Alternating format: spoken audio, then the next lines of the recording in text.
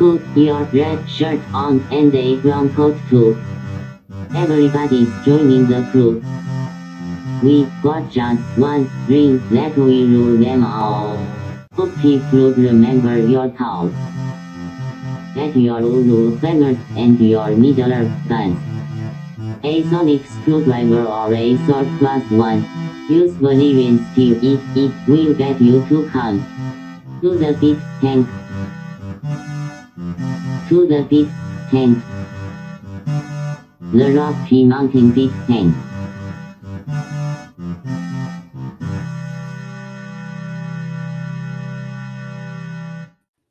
Hi, I'm Troy, Hi, I'm Alex. and this is Geek Tank. This is where I would normally say something, but Guy's not here, so the rhythm's all thrown off. Yep, no guy, but we No do have Brent guy. coming in through YouTube. Go, Brent! So, yeah. Yeah, I would say it's the I'm Puzzled by Row 20 size podcast. Yeah, we were trying to get Roll20 to calculate stuff correctly. And part of the problem is that it's not telling us how it's calculating its rolls anymore. Yeah, well, I'm messing around by clicking other things. So for those who don't know, Row 20 is an online D&D, other role-playing system type thing, website you can go to and game together online. So some of his stuff, it's given his proficiency bonus as +6. Other stuff, it's given his proficiency bonus as +12. Is there something that doubles proficiency bonus? There is expertise, Maybe. but then if yeah. it's but the puzzling thing was that for this particular roll, it's like a +12, but it should have either been lower or higher. Because if it's just a +12, right? If you're looking at +6 proficiency bonus times 2, then it's not adding in the Stone of Good Luck. It's not adding in the appropriate attribute. Right. Well, the attribute's 0, so that's okay. But the Stone of Good Luck means it's not doing it. Be a +1, and it should indicate on the character sheet. Of course, I don't use Roll20 because I hate it. Hey, Bob, coming in from Facebook. So I don't know whether or not that is the issue. Yeah. But yeah, I mean, if I'm going to pick something here that's just, see, looking for another 0 class thing. Anything wisdom is going to be 0 class. So survival.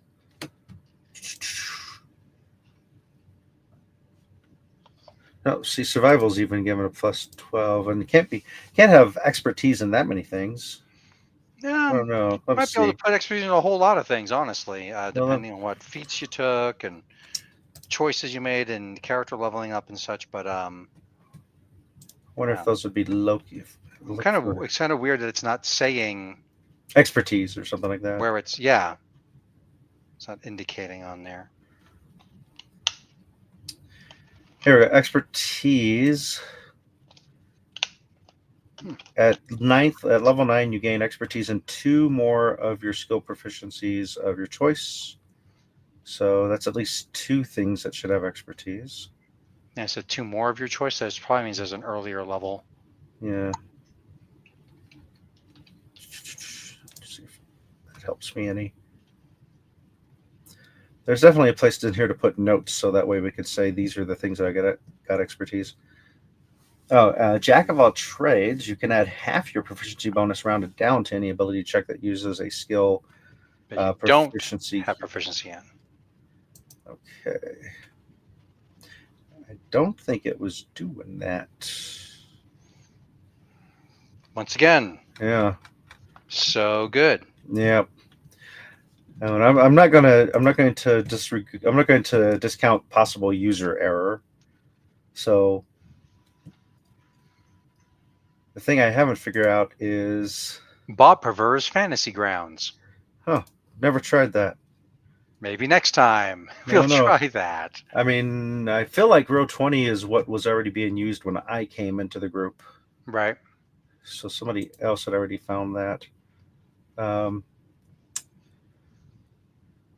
Yeah, there's options on here that say automatic, untrained, proficient, half proficient.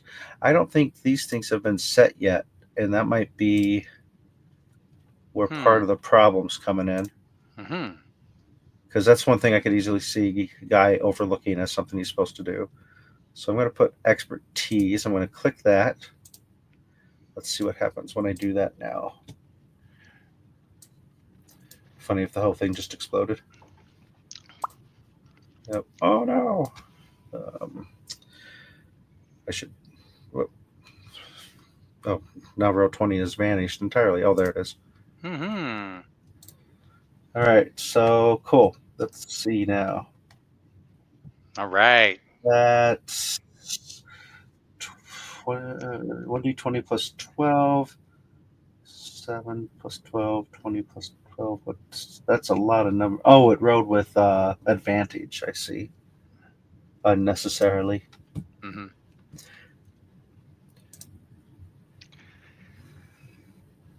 It's weird. Expertise does not give advantage, does it?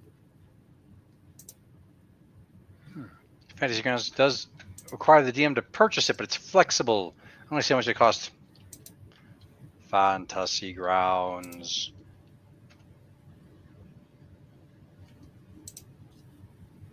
Virtual tabletop, blah, blah, blah. Store. Save with bundles. Yes, review the security of my connection. Do the thing. Let's go to the regular store. Get a license, $10 a month, or $50. That's about the same as row 20, I think. Free demo, officially licensed content, yada yada yada. That's cool. Is Fantasy Grounds specifically medieval stuff? No, it doesn't look like it. Cool. No, it looks like it does all sorts of stuff. Well, can always check in on that before we switch over to whatever new game's going to happen, unless if other people are really wanting to stick with row 20. I'm gonna have to just look up some videos, I think, on this sucker and see what it says. Gotcha. The compelling content our viewers come to know and love. I know. Tech supporting, troubleshooting character sheets. Yeah, fun stuff. But it's one of those. It's before I updated it with the whole stuff that guy's going through, because he thought updating it would make it easier. When I would roll, it would show me step by step what was being added to it, and the new version doesn't do that, which was really throwing me off. So, Anyway, cool. Didn't get to fighting last game. Nope, too much rope. We were too heavy of an RP group. Yeah.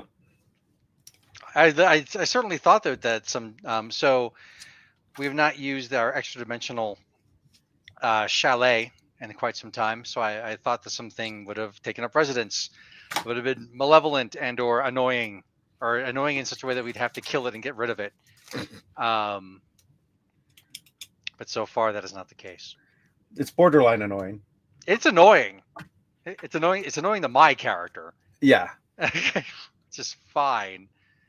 But it's like, but now it's like, as Troy said, we have not done any combat. We did not do combat. And I'm looking forward to the next few sessions to be combat heavy.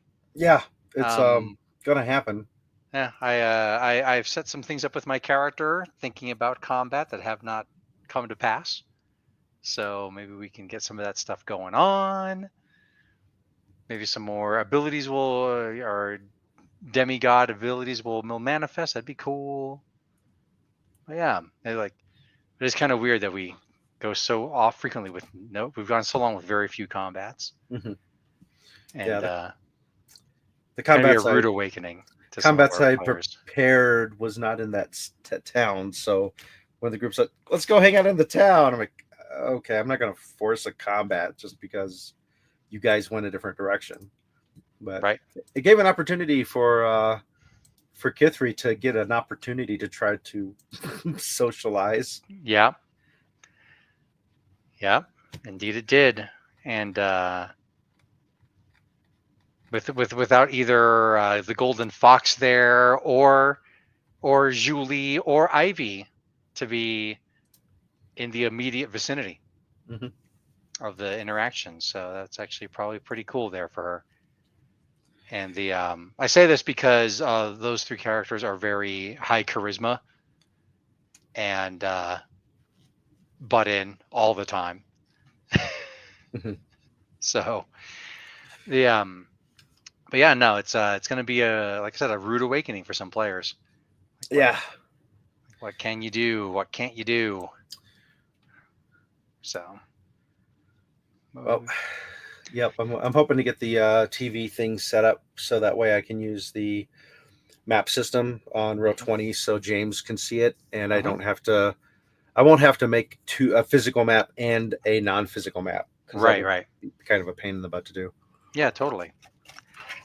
Yeah. But anyway, yep, having fun. Trying to think what other stuff's going on. I've watched all but one special, which was the behind-the-scenes special for a comedian called Bo Burnham, who I've only discovered in the past month. Oh yeah. And really digging his stuff, and working at learning some of it for karaoke. Oh, nice. Very cool. Yeah. Let's see. We were talking about Twin Peaks just before we fired off the show. Oh yeah. So I solemnly swear that this will not be me rambling about Twin Peaks and Dark Tower forever. No, I was looking at it from a perspective. We are going through a bunch of our stuff and looking at stuff to get rid of, either, take the black and red or give away to friends or garage sale or donate. And so it had me really thinking about core fandoms and such. I know we've talked a little bit about core fandom, but also thinking about just stuff that kind of just didn't hit, or stuff that doesn't hit the same anymore. It's just we got though I still have boxes of stuff in the crawl space, I've been putting some of it out, put some in bags to take to black and red, in a few days, that kind of thing. Well, for instance, I have one of those 4x3 cubbies over there that you can't see, and one of them is devoted to Twin Peaks. Just that's books I have, official books, unofficial books, all the discs, all the CDs, that kind of thing. And there's still a couple items that I have stowed away in boxes that aren't out yet, but they will be. I've also been thinking about I changed the setup back here a little bit, so that way Assassin's Creed's right here, no longer facing out. Venture Brothers is right here, but also large form art books and such. I'm oh yeah, I totally I don't want to keep the Red Star, this comic book that was short lived. And I want to keep Incheon Depot 1. And even though I complain about George R.R. Martin, this Art of Song of Ice and Fire book is pretty great. But these 3 books here, Masamune Shirow art, I'll probably get rid of them. He got way into a lot of cheesecakey stuff, and it's just I love his stories, but he doesn't do that much anymore, story-wise, because this just wasn't paying the bills as well as he wanted it to, which is, I understand. And also this Bloodstained Ritual of the Night, I kickstarted it, and I have this special edition, and it's got this double disc CD and some pins and a keychain and stuff, and I'm the game just didn't hit for me. I was playing it, I played a good chunk of it, and then I got to a point. It's definitely the more Metroid style. Access to part of the map, expand your power set, your abilities, more map, yada yada. And I got to a point where I'm I don't know where to go next. In-game clues, not really getting anything. Search around everywhere that I've been a couple times. You know what? I'm done. This game is not that compelling to me. And if it's going to be this obtuse, set it down. But I'm also thinking about things within core fandoms that are huge. I love Batman, huge Batman fan. But I'm kind of looking at my Batman stuff, and I'm do I want to keep my leather-bound edition of Batman Year One and Dark Knight Returns? Yes. Do I want to keep the collection of the Sword of Azrael, the 2 or 3 comics that Azrael first showed up as a character? Probably not. I mean, the flaming sword is cool as shit, but let's be real. But I'm also oh well, what about this really nice hardcover edition of Arkham Asylum. Art by Dave McKean, who's surreal and great, and Grant Morrison's the writer. I'll probably reread this before figuring out if I want to keep it or not. But yeah, just digging through stuff. I was also thinking about it because as you can kind of see here is a tube I had made, a carrying case I had made for my Castlevania playmat. It is made to fit, made to order, and it fits perfectly in there. But it's like, this looks a little bit Castlevania, but it actually looks a lot more Vampire Hunter D, which is a older fandom, but also it's probably fair to say if Vampire Hunter D didn't have a strong following, then they never would have made a Castlevania game, or at least it wouldn't have the aesthetic that it does. And so it's like, all this stuff. Mm-hmm. Yeah, my kiddo came down and was looking at the stuff I'd put out, and they're like, "Oh, there's all the Ranma manga, and there's like I have my Lone Wolf and Cub first publishing, from the American First Publishing was the name of the company, was First Publishing, I believe. All 45 or 46 issues of that, and they're like, "Wow, that's a whole lot of Lone Wolf and Cub." I'm like, "Kid, you have no idea." Like, I have the entire original run of Lone Wolf and Cub, and it's a lot. Like twice as much, like a lot. Like 4 times as much, like you'll see someday. It's a lot. I had to rent a whole truck semi bed for it all. Oh, nah. But yeah, it's like I went through like all these different posters, and like I'd be like, oh, well, these posters, I'll see if maybe, like I said, Black and Red wants them or not. It's fine. And the other stuff, I was like, oh, this will probably be given. I could probably give some of the stuff away as prizes at NDK. Mm-hmm. And I just put them into a different pile, and yeah. It's like, what am I going to reread? What do I really want my kiddo to read? Like, there's a book that I actually thought she would enjoy, but it doesn't have a lot of replay value.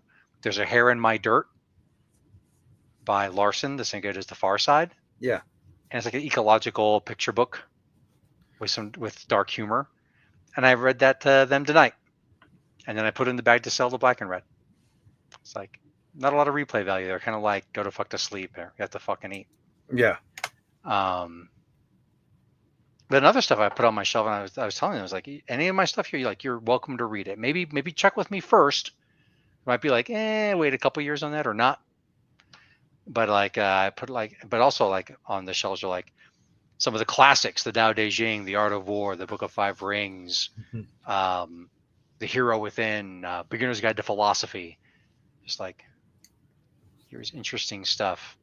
Now, it's going to be more difficult, I think, to get them to read that stuff than it was for me when I was younger, because I didn't have a connection to all the world's knowledge and distractions when I was that young. So I read tons of books that I never would have read any other way. Yeah, my reading habits drastically dropped once I got a driver's license, because I used to read on the bus all the time. Yep, same. And not safe doing that while driving. No. I've yet to adapt to audiobooks. I know I really should. I just haven't taken that leap yet. Man, I think I've mentioned it before on the cast, and if I have, I'm sorry, but like I said, I'm not going to go on a huge thing about it. Danny Trejo's memoir, right, as read by Danny Trejo, is amazing, and you should listen to it. I don't have a copy of it on audiobook yet, but it is well worth a listen. I should be able to get a copy from just a library even. Correct. That's how I got my copy and listened to it. Yeah, Trejo. I should do that. I've been using the vast majority of my driving time to actually sing. I've been doing that for a couple of years now, trying to train my voice and get better at it. It's just one of those weird things. A few years back, I decided I'm going to get better at this. So totally. Been working at it. Yep. I do love singing along too. It's good. Figure out if there's any duets we want to do for your birthday tide. I don't know. No pressure. You don't have to figure out now. But yes, I mean, probably the Tears of a Rapper is a good one. Yeah. Solid gold, diamond plated tears of a rapper.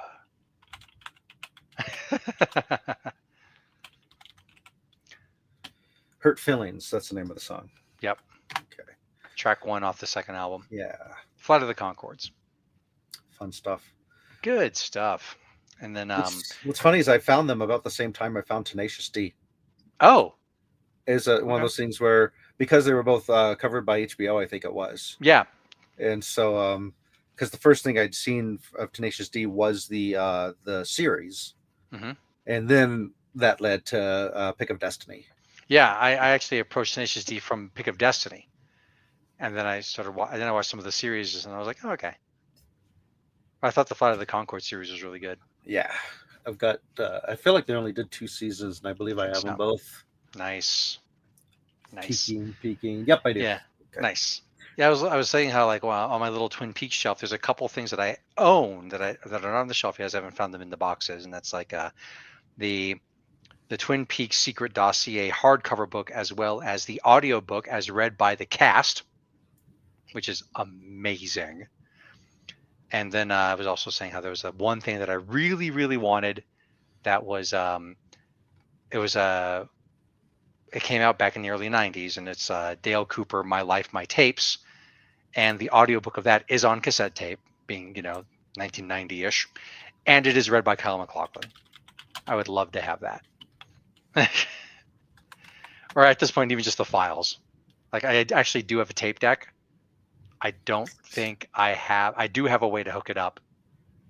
But it would actually, I'd have to, like, reconstruct that style audio setup. Somewhere. Probably in the garage. Somewhere in the basement of holding that I have, I've got a cassette player that uses the little micro cassettes like he used. Oh, wow. Nice. So I don't have a micro cassette player. I'm pretty sure. Way back in the day. Yeah. But yeah, like I've got all these books. I'm looking at stuff. The new Joe Abercrombie book is coming out. I loaned the first Joe Abercrombie book to one of my students on yesterday. And as I am starting to do with more and more books that I loan to people, I read him a selection from it to get him into it, because I love reading to people. I always have. I've been doing it since I was like 6. And Joe Abercrombie's really good. It is dark fantasy. It's earn your happy ending, and it is baller. The new book is due out like this month or next month. Cool. Yeah. Mother's Day just happened. It did. So had a weird request, which was simply for 6 cinder blocks. That is weird. And it's to elevate, weighing down bodies to drop into the ocean. Yeah. Yes. It's to raise rain barrels, because they're not high enough for the gravity, I guess, to really get a good flow of water out of them. Gotcha. Okay. I'm like, done. That's easy. That's an easy. Yeah, I just did I did some flowers, took out to dinner Saturday. Got into the Vampire Seasons 1 and 2 on Blu-ray. They arrived today. Good commentary on them? I have no idea. I haven't checked them out yet. I mean, I figured that they're just owners. Oh. Because you never know when stuff's going to get pulled. Plus, this is a hopefully sit there and be like, hey, look, I'm buying physical copies. Please make more. And what I read in researching was that they are planning on doing season 3 coming out next year, and which will have most of the stuff from the Vampire Lestat, which would be sweet as hell, because that's never been adapted before. So yeah, so there's that. And then my wife and I also have talked about how they could weave, because with the changes they've made, how they could weave in. They've already started weaving in certain things, which could also bring in Queen of the Damned for the original trilogy, which would be cool. And yeah, no, I'm hoping there's comment. I mean, I love extras on stuff I love, so I would love there to be some making ofs and some commentary and such. Shogun still does not have a physical release, which is too bad, because that show is amazing. Mm-hmm. Yeah.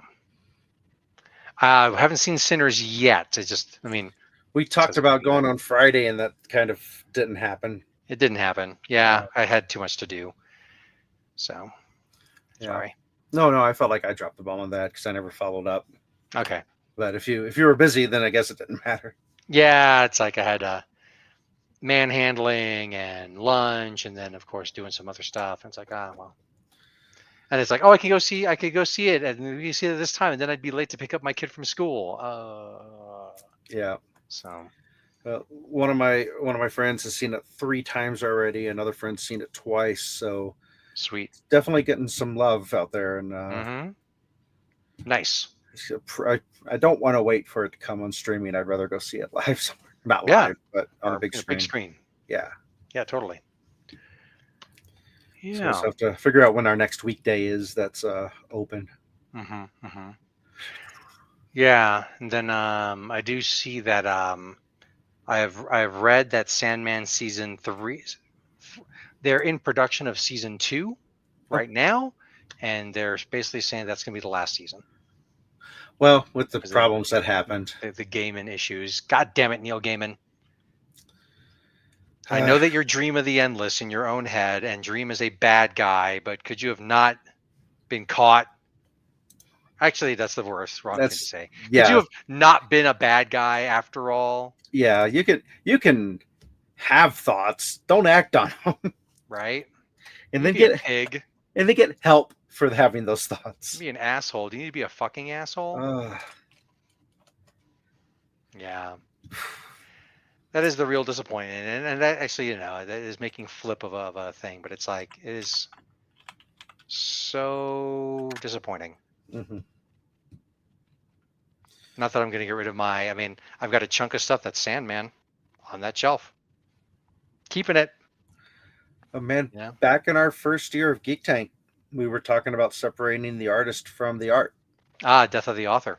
Because at that time, I don't think that was the Harry Potter thing yet. I think there's some other thing happening. Oh, Josh Whedon. That was the one that had come up at that time, and we're like, still like Firefly, but man, don't want to meet the guy anymore. Right. Don't want to hang out with him. So yeah. Well, you know who I would like to meet? Well, I've actually already met them a few times. I'm like, haven't you wed? Geek Tank is sponsored by Kieran Games, Geekway Homes, The Massage Wizard, and Your Mom's Day up my butt.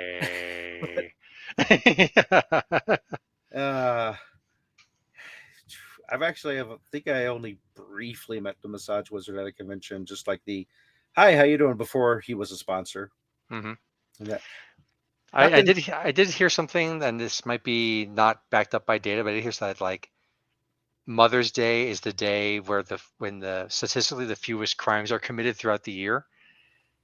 Oh, and it's like, what are all these moms are going buck wild, wanting their kids to hang out with them. Hang out with your mom's kids, so then go crazy, do crimes. That is, of course, a spurious interpretation of the data.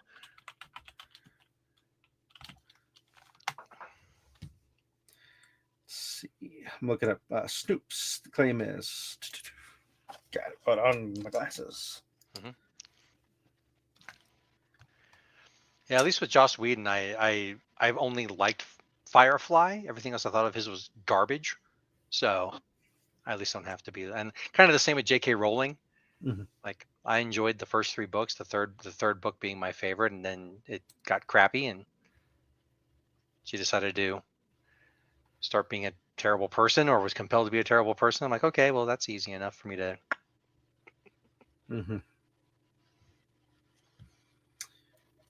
Like I said, I'm not going to get rid of my Sandman books. Right. And yeah. Oh. At least they're getting a second season. Was there wasn't an issue with Good Omens, was there? I think they went into I think they paused production of season 3, but then I hear that they've restarted.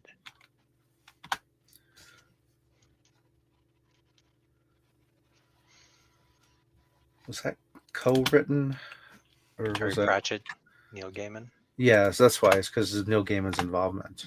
Mhm. But that because Terry Pratchett's part of it, maybe it'll still have life past second season or third season, whichever it is. I heard they finished shooting for the next Fallout season. Okay. Did you ever watch the first one? Nope. It's on Amazon, right? Yep. Nope. Okay. Do you not have Amazon? No. Okay. I do still order the occasional thing from Amazon, but I try to exhaust other avenues first. Gotcha. I've seen it 3 times now. I really like it. Cool. I think that, and I like the video game, which is part of it too. Mhm. That they did a fantastic job of recreating that feel of that universe. That's cool. And it's got some good, funny parts in it too. I've kind of forgiven it for this, but my main big complaint the first time watching it is the tonal change in combat, because there'll be comical fight scenes where like someone will hit someone and they're wearing powered armor and it knocks them like 30 feet through the air into like a fruit stand, and then they get up and they're ready to fight. Uh-huh. And then there'll be other ones where someone in power armor grabs someone's by the head and their head pops like a grape and they're dead. Uh-huh. And I'm like, well, one's realistic and the other's cartoonish, which I like both, but mixed together feels weird. Right, yeah. And Brent says they've said the season 3 of Good Omens will be the last. Okay. Yeah, I never watched the show, as I said. I played Fallout 3, and it's been a while since I've told this story, if I ever have on the cast. And it's like it took me a long time to understand how to use a nav system. So I got hopelessly lost in that game, like a lot, before I figured it out. And so by the time I was doing storyline stuff, I was way over leveled. And I got to the point where it's like, oh, I rescued my dad from the VR thing. Okay, cool. And when did Fallout 3 come out? Hold on, let me look it up.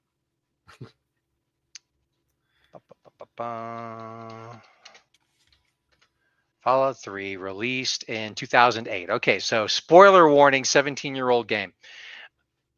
So, and then I remember like he's like, I'll meet you there, son. And I'm like, what? So I paused it. And I texted our friend who's a super huge Fallout nerd. And I'm like, do I need to babysit his ass all the way back home overland? This is going to take fucking forever. He's like, no, it's cool. I'm like, thank you. So I sort of did my own thing, got there when I got there. And then like the bad guys show up and he's like, I will heroically sacrifice myself. I'm like, nah, Dad, really? I'm like 10 levels higher than I need to be for this. Mm-hmm. I'm just going to go pop, pop, pop, grab you. We're good. Yeah. You know, I'll human shield your ass and I'll kill the rest of them and we're good here. And of course, you can't do that storyline death, heroic sacrifice. Yeah. I'm like, and that's when I was like, I actually kind of don't want to play this game anymore. It's my own damage talking there. But there's a few other things I thought was really funny. I think I talked to you about this when I first got to it. I get to that town. I don't remember the name of the town. Sorry. It's okay. I get to the town, and it's like this person in like a spider outfit's doing some shit. And the other person's like, I'm a superhero. And I'm like, what a cool, weird festival I've rolled in on. Some kind of like street theaters happening here. And then I go talking to people, like, oh my God, they're just like scary. What are you talking about? This was serious. Oh, okay. I guess we're gonna go do something with this quest line then. And then the quest line is like, I let the superhero guy do his own thing, and they're like, that's a bad choice because he could be a crazy pants. And I'm like, doing the same thing I'm doing. He's not trying to kill me. Seems like he seems like more of a do-gooder than I am. And I'm pretty good, so I feel secure in this choice. Bye. Yep. I had some fun stuff in that game. This is great scenes, and I remember once coming to I think this was a DLC for it, coming to a town and like, you can't come in here unless you bring slaves here. I'm like, cool, wait here. went to the top of the hill, took out my sniper rifle, scoped where everyone's at, and just started picking them all off. Mm-hmm. And it's like a junk town. And one of the guys I shot, it went into that slow motion bullet time. And so he slow motion went backwards into a refrigerator that was opened. I'm like, all right, who's directing this? Robert Rodriguez. Right? That's fucking funny. But it was a lot of fun. And then there was one where snuck past this encampment of people in a parking garage, kept sneaking, found some super mutants by mistake, and failed my stealth check, and they saw me. So I started running. I'm like, I'm not gonna fight these guys. Running back the way I came, ran through the garage, and they have like this little TV and couches, and the gang's all sitting there, and I run past them, and they all start standing up. Hey, you! And I'm like, oh no, don't get up for me! And then the super mutants Ferris Bueller that shit. Yep. And then the super mutants coming behind, and I hear all this gunfire going off. I'm like, yep, not my problem. Yeah. Another thing, like I understand, this is something that bugged me too. Another reason I wasn't too sad to put down the game is like I know the developers can't think of everything, but like I said, I was a pretty good guy doing good things and letting my name go throughout the wastelands. And it's like the rich guy hires all these goons to come after me, so I just start killing goons and killing goons and killing goons, and I'm like, are you fucking kidding me? And so then I'm like, okay, well, what the fuck's going on here? Okay, they're getting like there's this radio station, and I'm gonna go up there and I'm gonna fucking blow that shit up. So I assault it, I kill everybody in it, I destroy it as best I can. Right, it's not destructible environments or anything, but I do what I can, and they keep coming after me. I'm like, fuck it, I'm fucking sick of this. So I fucking go and I kill the dude. I kill the dude. I take all his shit. There's no more reward money. Goons come after me. I'm like, did you guys get the message? it's like I felt like Dean Venture in freaking season 7 of the Venture Brothers, where he's like he's at a night class at college, and his teacher is getting arched, and he's like, "Oh my god, I'm just trying to get my degree here. Like what is this about? What is this about? Revenge? It's about money." Cuts him a check. Get the fuck out of here. Get out of here. It's like. It's like just what the fuck are you guys even doing out here? Yeah. Of course, then there's the Brock. Speaking of Adventure Brothers, Brock was like, and I saw in his eyes if I just let him go, he would never come back again or do this kind of stuff again. And I thought, what the hell? Kill him. What kind of life is that? So. Actually, I stopped playing BioShock. I stopped playing BioShock because I felt bad for the people I was killing. Oh. Yeah. That's one of those rare games I have not played that lots of people say I should play, and I just never got around to it. It's cool. I mean, I actually I'm like playing it, and I'm like, huh, I think I know what's going on here. I'll keep on playing. But I got to this point where it's like I was just, I'm always being attacked by people or whatever, and they're just trapped in this shitty situation. And I'm like, I don't go out of my way to not kill people generally, but I'm also like, whatever. I don't want to just nuke people. And I'm like, I'm like going through like some air vents because of course I am, and I find this person like on their couch, and I fucking kick out the vent. And I'm like, what kind of life is that? So I reload the game. I reload the autosave from like 10 minutes before or some bullshit. Play through the whole thing. I'm like, you know what? I'm still going to go in there, but I'm not going to like go in guns blazing. I'm going to like, can we have a conversation? No, they attack you. And it's not even like, oh shit, and they attack you. It's like, ah, they attack you. It's sort of like, well, I get that you'd attack me because this is like your little bolt hole here, but I was like, I'm done with this game. Yeah, not smart enough AI. Yeah, but I was also like, I just feel bad for these people. Apparently, like the next level, or like maybe 2 levels after that, was a weird kind of performance art piece in the game, which I'm actually kind of sad I missed, but I'm not going to reinstall it. So, yeah. So I learned a new term yesterday, machinima. Oh yeah, machinima. Yeah, I had not heard it before. But my oldest kiddo and I were talking about stuff, and that came up, and I'm like, oh, cool. We should do that sometime. Yep. He has a friend who wants to play a game and sort of come up with a loose improv of the characters around it. Yeah. And do the role play recording stuff. Mm-hmm. Yeah, the trophies that used to be NDK Video Game Room AMV Award have said Machinima Award for several years now. Nice. But yeah, that old stuff, that red versus blue, and all that. Yeah, totally. I just had not heard the term before. I knew that I knew the concept of using video games and creating different storyline stuff that's not necessarily even part of the original video game, and that existed. I've been wanting to do that with Project Zomboid because I feel like there's a lot of potential there for that. Oh yeah. And even like I said, like just like red versus blue, it's like it's called the Panther. Who's called the Warhawks? There's the Panther. We're taking the Panther. But yeah. Cool. Yeah. What other stuff's happening that's in my brain right now? Mm-hmm. Now I'm excited for Fallout 2, the series, season 2. Mm-hmm. If you ever want to come watch it, we just the third time I'd watched it is I want to say it was Mariah hadn't finished it. Yeah, Mariah hadn't finished it. Anna had never seen it, so we just restarted. And there's only like eight or 10 episodes, I think. Sure. And it's just fun to get through. And there was stuff that those who had watched it before with me were seeing stuff that they missed the first time through. That was that's kind of nifty. Neat. I'm really looking forward to watching Interview on disc.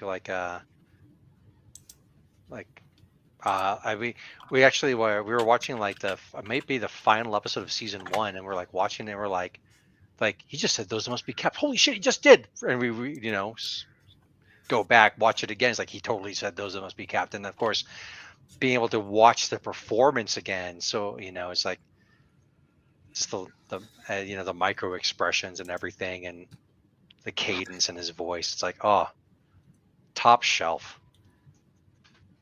fucking shelf.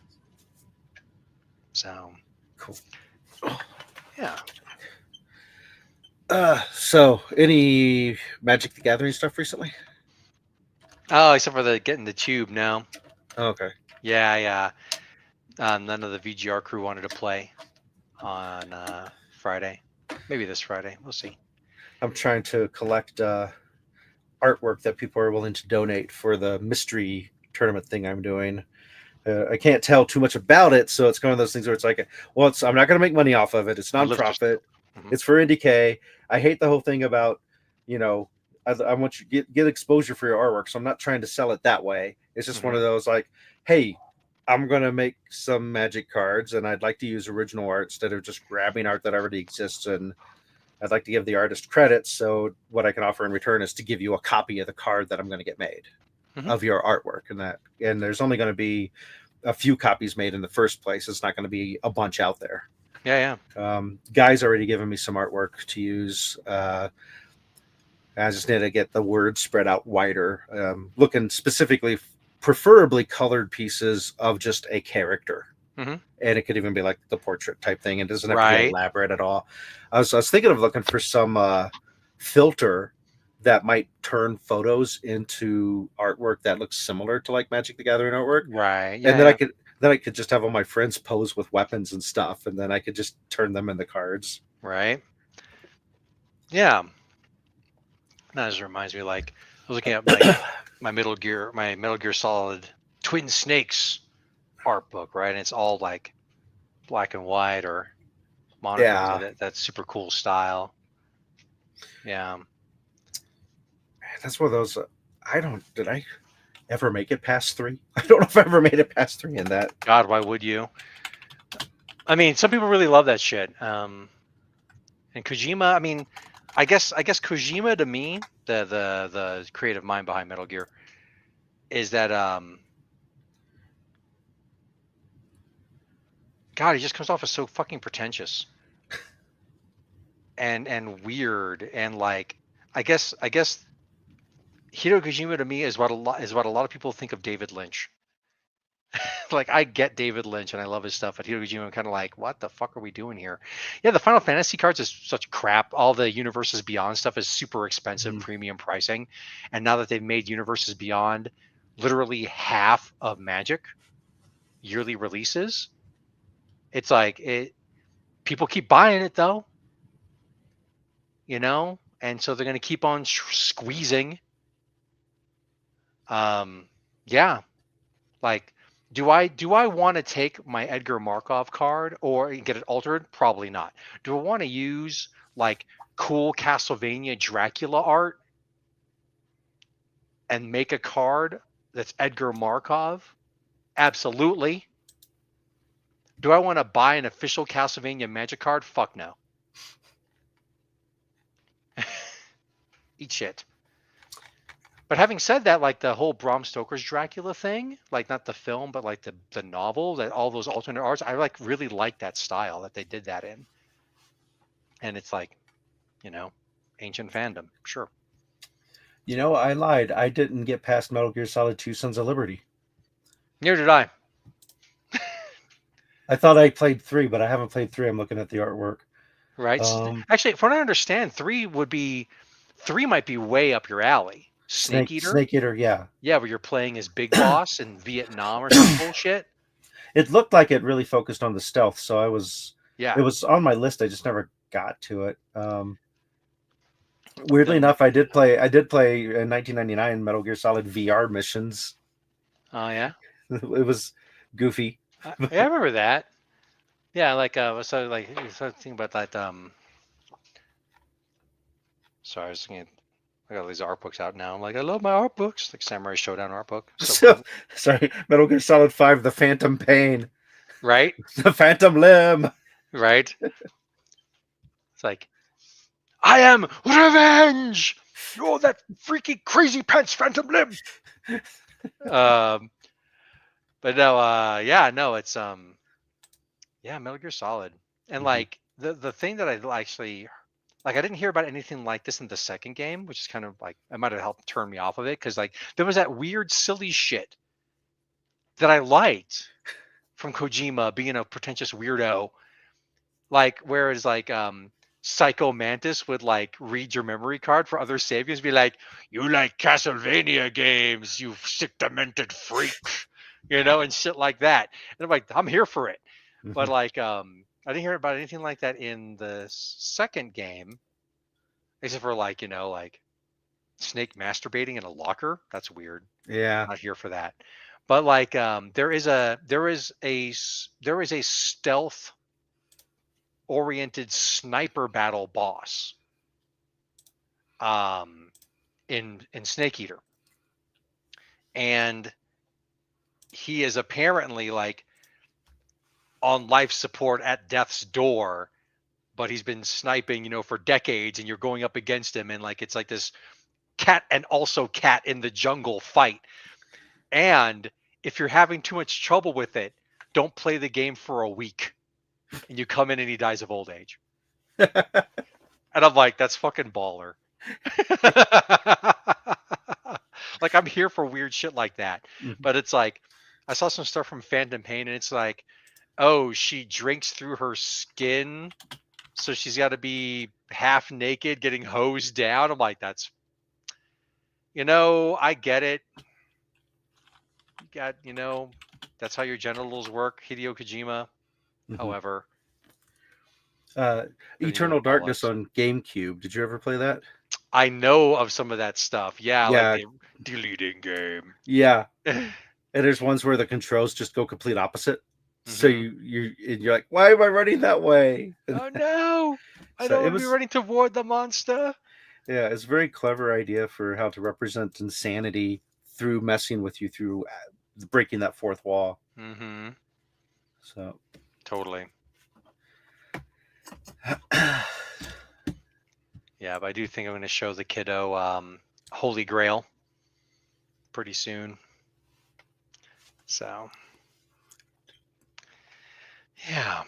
Sorry. Speaking of fourth wall breaks, get on with it already. Or what was it like? It's the old man from scene 26. I don't know if I have any. I might have some of the original show. Somewhere I've got the complete scripts that I got back in high school. And so Wow. it's all their skits, but written in script form. Mm-hmm. And so they had a day that was for because the high school in the military base combined 7th through 12th, so it was middle school and high school. And they had a day that they were doing a career day, but they didn't have anything going on for the 7th and 8th graders. And so the drama club convinced the school to let us put on a 2-hour show for the 7th and 8th graders. Oh, nice. And so we did a ton of the Monty Python scripts, like the Dirty Fork sketch. And I had taken a cherry Capri Sun, was using that as a squib for when they pull the fork out. Right. But that was a lot of fun. Yeah, back in high school days, that was the stuff I loved, was Monty Python, Blackadder. Right. I tried to show them Blackadder, and they're not here for it. No. Um, what about Mr. Bean? Maybe some Bean would work. I figured that I'll do Holy Grail. I will start it as just because, let's be real, it's just a string of sketches that are with the framing device. Yeah. So it's very easy to just be like, we'll watch a sketch right now. Okay, we'll watch something else next. What's another sketch, and then hopefully partway through it, they'll be like, oh yeah, I dig this. Mm-hmm. So, yeah.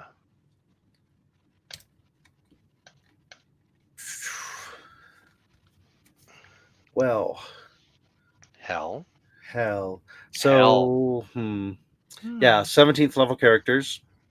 You guys have some battles ahead of you, leading up to a big battle. After that big battle should be level 18. Oh, yeah.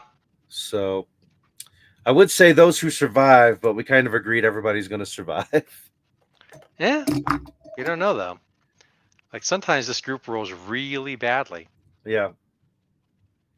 Well, it has a built-in thing. I can let people die. We know it's not permanent. Right. Just they change, which is fine.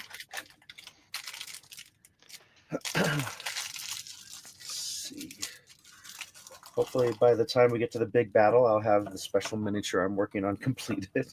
Sweet. Yeah, that'd be cool. Yeah. And I did have a friend who asked about open slots, and I'm like, I don't have any open slots, but I do have guest star spots. Right. So they seemed interested, but didn't pursue any further. So I'm gonna ask them next time I see them if they're interested, and if they were interested in doing that. Right. Because right now I've got the paladin guy who's joined your group. Yeah. So they could easily play that character, or if they wanted to wait and play with the big bad, they could do that. So that's should be happening in a few games. Of course, we're missing next week. Right, we are. I did have an idea. I don't know when one of our players is coming back, but if Fox is going to be back next game, it would be kind of interesting to have a game that is a Bloody Brandon game. This is X number of years before Fox was Fox, but Fox was Bloody Brandon, and here everyone's part of his group doing a few things. Yeah. So it's just, I know some people are like, well, I only want to play my character. I'm like, well, that's fine, but this would be just a one shot, so you'd be a different character altogether anyway. And yeah, it's just an opportunity to play when we're not playing. Yeah. But I'll find out if Fox is available next week and if they want to do that, and then I'll throw out feelers. Otherwise, mainly I wanted to do something like that just because I don't want to lose the momentum. Because if we have too many breaks, people just kind of fall off. Yeah, and rolling into summertime. Yeah, no, it's like actually I have alternate plans for Saturday, but I haven't committed to them. So please let me know. Will do. Yeah, I'll get the message out to that person. I know they're doing a whole new job, so they might not even be available that Saturday. I know, right? New jobs. Yeah. For sure. Better than no jobs. True, but I mean, it's the new jobs love to wreak havoc on people's schedules. Prove your loyalty. Mm-hmm. Or alternately, everyone else has seniority on you, and they want these times off too. Yeah. Like, All right. Well, cool. Things could be true for multiple reasons. Yeah. So, well, we could wrap it up with 2 minutes left. It's totally fine. Unless you have something else you could be fun to talk about. Let's see. Yeah, got all these games over here I haven't played yet. So board games. I think it's pretty. No, role playing games like the My Little Ponies and the No Thank You Evil and Deliria and stuff. Coyote and Crow. Just games I'm just waiting for opportunities to do something with. It's all good. Yeah. Let's call it. Yeah, I have no idea what happened to Guy, but that's his problem. He's like, I'm gonna be too late. It's like, well, you're not asking for a ride, so I guess everything's okay. Yeah. Hopefully it involved a woman. I don't know. All right. Let me find the little thing here. There we go. Got it set up. Well, thank you everybody for watching. Hopefully we have something slightly more interesting to talk about next week. I don't know. Yeah, a little bit rudderless. I start having assignments before shows. Yeah. Yeah. All right. Well, cool. Well, until next Monday, I've been Troy. And I've been Alex. And this is Geek Tank.